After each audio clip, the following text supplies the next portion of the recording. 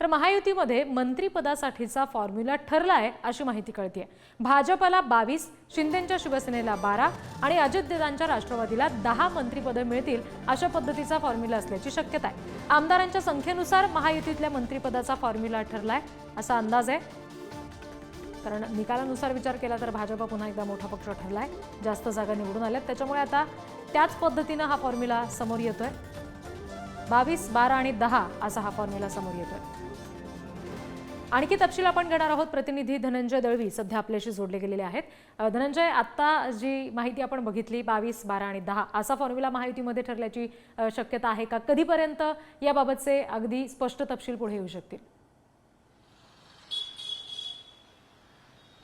रिद्धी, खरं पाहायला गेलं तर आता खऱ्या अर्थाने मुख्यमंत्री कोण होणार या सगळ्या संदर्भातल्या चर्चा सुरू आहेत। मात्र याचबरोबर उत्सुकता आहे ती मंत्रिमंडळाची, कारण की प्रत्येक जो आमदार आहे त्याला एक इच्छा असते की मंत्रिमंडळात जागा मिळावी, कॅबिनेट मंत्री, राज्यमंत्री पद जे आहे ते त्याला मिळावं अशी प्रत्येक आमदाराची अपेक्षा असते। त्यानुसार आपण जर पाहिलं तर एक फॉर्म्युला जो महायुतीमधला सध्या समोर येतोय त्यामध्ये भाजपला 21 ते 22 जे आहेत ती मंत्री पद जी आहेत ती मिळण्याची शक्यता आहे। आणि त्याचबरोबर शिंदेच्या शिवसेनेला जे आहेत ती 12 मंत्रिपदं जी आहेत ती दिली जातील, तर अजित पवार यांच्या पक्षाला 10 मंत्रिपदं दिली जातील। एकंदरीत रिद्धी जर पाहिलं तर हा फॉर्म्युला सध्या समोर येताना पाहायला मिळतो। मात्र आपण जर पाहिलं तर यावेळेस जे आहे ते महायुतीमध्ये अनेक आमदार असे आहेत एकाच जिल्ह्यातून जे 5-5, 7-7 टर्म जे आहेत ते आमदार राहिलेले आहेत। अनेक दिग्गज